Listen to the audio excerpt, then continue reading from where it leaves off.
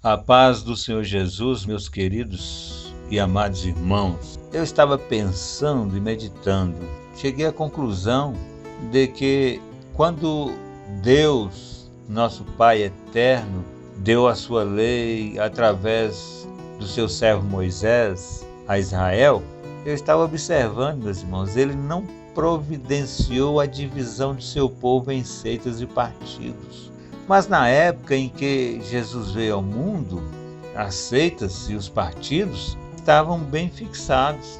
Lá naquela época havia fariseus, saduceus, essênios e, sem dúvida, outros.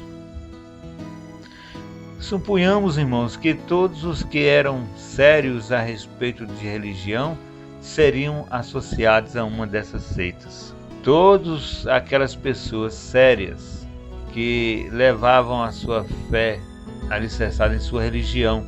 E eu tenho certeza que eles poderiam, muitos deles, serem associados a uma dessas seitas que existia na época do Senhor Jesus. Agora a pergunta que eu faço: será que o Senhor Jesus pertenceu à seita dos saduceus?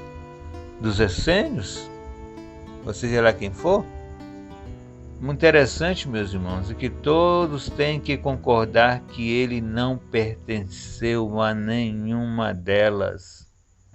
Para eles, o Senhor Jesus estava contradizendo os mandamentos que eles receberam de seus pais ou até mesmo dos seus fundadores de suas religiões.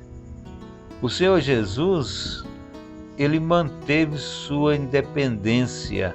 O Senhor Jesus era independente. Para pegar a palavra do Pai, ele não necessitava das seitas ou as religiões daquela época. Ele não necessitou nem do judaísmo, que era a religião oficial de Israel. O Senhor Jesus, ele manteve sua independência até o fim.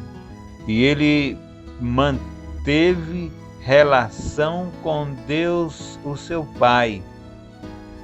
A única dependência do Senhor Jesus, a dependência dele era do Pai e não as seitas. Tem muita gente hoje em nossos dias que pertence a uma seita religiosa, uma denominação ou instituição religiosa. Eles são dependentes, eles não são livres. Eles querem seguir o Senhor Jesus Cristo, mas viverem dependentes da sua religião, da sua instituição religiosa, da sua denominação religiosa. Eles não querem professar a sua independência em Cristo Jesus, porque são dependentes desses movimentos que se dizem cristãos. Jesus não providenciou para que seus seguidores fossem divididos em seitas e partidos.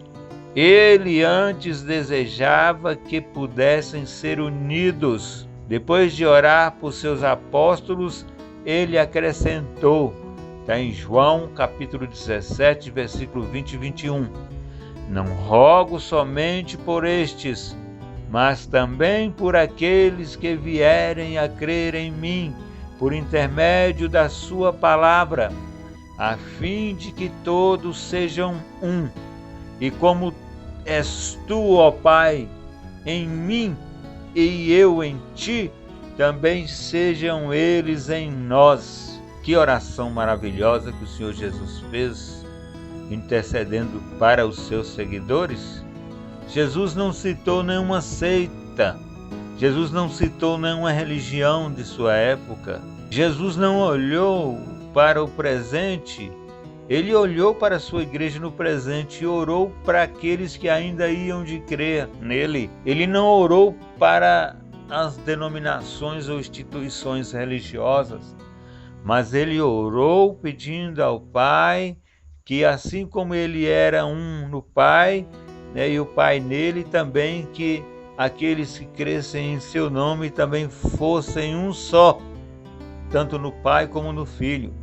Que coisa maravilhosa! Através dos anos, contudo, desenvolveram-se divisões estas se perpetuaram pelas escritas dos credos e da formação de organizações denominacionais com inscrição estadual e CNPJ. O resultado é que, agora, entre os seguidores que professam ser de Jesus, há muitos corpos denominações, há muitos senhores, autoridades religiosas, muitas fés, credos e muitos batismos. Em Efésios capítulo 4, versículo 4 ao 6, há somente um corpo e um espírito, como também fostes chamados numa só esperança da vossa vocação. Há um só Senhor, uma só fé, um só batismo, um só Deus e Pai de todos, o qual é sobre todos, age por meio de todos e está em todos. Quando se diz está em todos, está em todos aqueles que professaram Jesus como Senhor e Salvador. O Senhor Jesus, ele está em todos que professam seu nome. O Senhor Jesus está em todos aqueles que entregaram suas vidas ao Senhor, assim como o Pai também está em todos, assim como o Espírito Santo também está em todos aqueles que foram lavados e remidos pelo sangue do Senhor Jesus. Aqui não está dizendo que o Senhor está sobre todas as religiões ou sobre todas as denominações ou instituições religiosas. Não, ele está sobre a sua igreja, que foi comprada com seu sangue derramado ali naquela cruz. Muitas pessoas hoje em dia lamentam a divisão entre os crentes e o desejo deles é que tal não existisse. Muitos líderes religiosos, muitos pastores lamentam a divisão entre os crentes. E o desejo desses tais, é que os crentes que assim se dividiram não existissem. Eles desejam a união de todas as grandes denominações e estão trabalhando diligentemente, incansavelmente para que esse fim aconteça, mas admitem que, até que isto seja conseguido, não há nada que um indivíduo possa fazer a não ser juntar-se a uma das divisões existentes e manter um espírito bondoso e tolerante. Nada no ensinamento ou na prática de Jesus apoia essa concepção de unidade. Jesus não apoia. Eles querem unir todas as denominações evangélicas, cada um professando a sua fé, cada um professando um único Deus. Interessante que Jesus jamais ensinou, jamais se encarregou de convocar uma conferência ecumênica designada a efetuar uma fusão dos fariseus, dos saduceus e essênios numa super seita. Jamais Jesus ensinou isso para a sua igreja. Jamais o Senhor Jesus convocou os fariseus, os saduceus a unir-se com ele. Nunca. Jesus falou: quem quiser vir a mim, negue-se a si mesmo, toma a sua cruz e siga-me.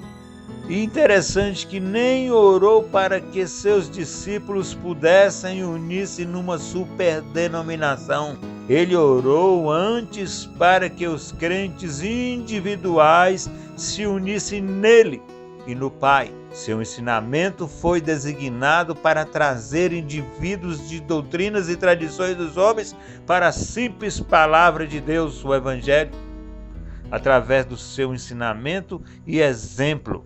Foi isso que o Senhor Jesus ensinou para a sua igreja.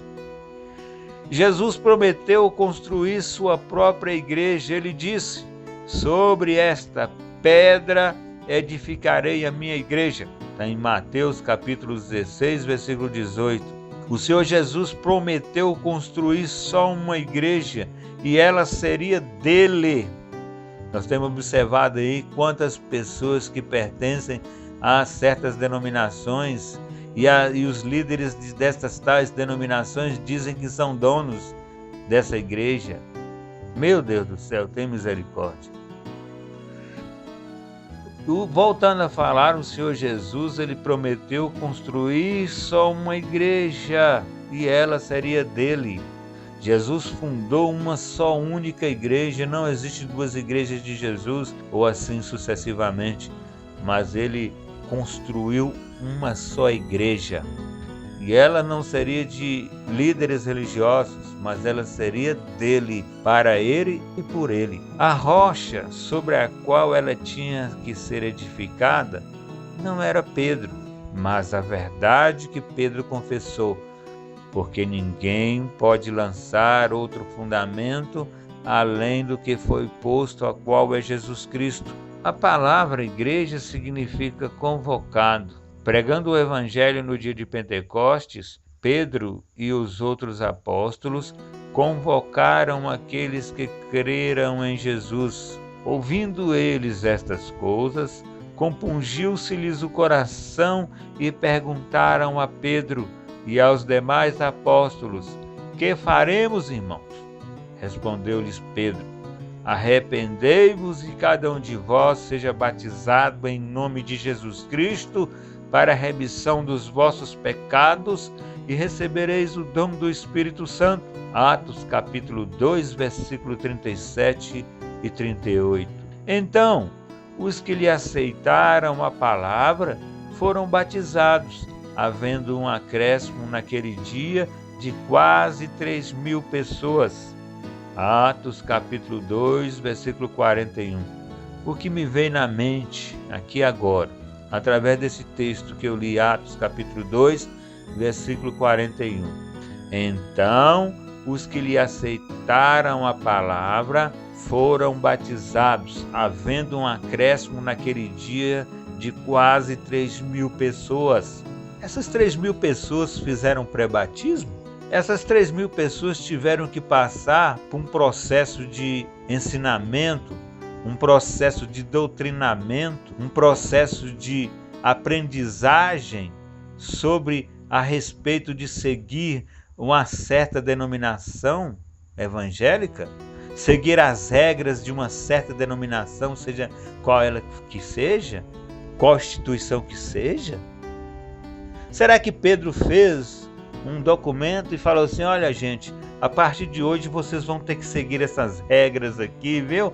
A partir de hoje mulher não vai poder usar mais anel nos dedos, mulher não vai poder mais usar brinco, mulheres não vai mais poder passar batom, mulheres não vai mais poder usar esmalte nas unhas, mulheres não vai mais poder usar calça comprida, mulheres não vai poder usar mais saia comprida, nem saia apertada, nem sainha curta. Será que Pedro ensinou isso para aquelas mulheres que estavam ali entre aquelas 3.000 almas que aceitou o Senhor e foram batizadas? Será que Pedro falou assim: olha, você é viciado em cachaça? Então você não pode batizar não, viu? Porque você tem que largar sua cachaça primeiro, você tem que fazer um pré-batismo, viu? Você que fuma cigarro, você tem que largar seu cigarro primeiro, para depois você batizar, viu? Foi isso que Pedro ensinou para aquela geração? Daquelas 3.000 almas que aceitaram o Senhor Jesus? Não. Simplesmente Pedro pregou o Evangelho, simplesmente eles abriram o coração para o Espírito Santo e simplesmente de boa fé eles aceitaram a palavra que estava saindo da boca de Pedro e eles foram, aleluias, batizados naquele momento para a honra e glória do nome do Senhor Jesus Cristo. Mas tem um bando de cambada aí que fazem um tal de um pré-batismo. Meu Deus do céu, se Jesus vir agora e pegar essas pessoas no pré-batismo, o que serão dessas pessoas? O que será dessa liderança? Meu Deus do céu. Mas não, tem que fazer um pré-batismo. Que depois que batizado passa um certo período que ele ali aprendeu os dogmas da instituição religiosa, aprendeu a obedecer a liderança, aprendeu a obedecer o estatuto da denominação ou instituição religiosa, aí sim eles vão e separam ele para o diaconato, e quando separa ele para o diaconato tem que pegar um documento e ir lá na Receita Federal, tem que ir lá na Polícia Militar, tem que ir lá na Serasa, tem que ir no SPC, para ver se o camarada está sujo ou não o nome, para depois consagrar ele ao presbitério. Meu Deus do céu, o que é isso? Onde está a operação do Espírito Santo na vida dessa pessoa? Antigamente eles consagravam as pessoas para o ministério, não olhava a vida de fulano, beltrano e cicrano, não. Simplesmente eles observavam o testemunho daquela pessoa que tinha se convertido a Cristo. E o Espírito Santo batizava essas pessoas, depois elas eram separadas para o ministério. Hoje não, separam pessoas que nem casadas são, jovens que nem casados são, já jogam para o ministério, já consagra eles para o ministério. Meu Deus do céu, o que é isso? Mas nós nos alegramos porque é o cumprimento da palavra que diz: abandonarão a sã doutrina e darão ouvidos a espíritos enganadores e a doutrinas de demônios. Não devemos nos assustar por isso, essa é a realidade. Então, os que lhe aceitaram a palavra foram batizados, havendo um acréscimo naquele dia de quase 3.000 pessoas. Este foi o começo da igreja. Ela era composta por todos os que foram salvos por Jesus Cristo e continuou a crescer na medida em que outros eram salvos. Acrescentava-lhes o Senhor dia a dia os que iam sendo salvos. Atos capítulo 2, versículo 47. Quem acrescenta a pessoa a fazer parte do corpo de Cristo é o próprio Senhor. É o próprio Senhor Jesus que coloca essas pessoas a fazer parte do seu corpo, que é a sua igreja. Não é homens. Mas existe uma cambada aí que sai aí, né, convidando as pessoas a aceitar Jesus, depois elas têm que ingressar numa denominação, numa instituição religiosa, fazer parte de um corpo ministerial de uma instituição religiosa. E sendo aqui que o Atos capítulo 2, versículo 41, aqui o Senhor acrescentou essas pessoas à sua igreja, aleluias.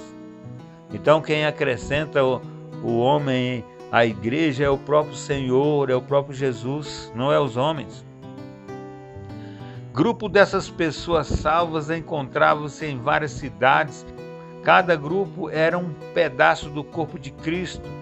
Cada grupo era um conjunto de membros que faziam parte do corpo de Cristo, que é a sua igreja.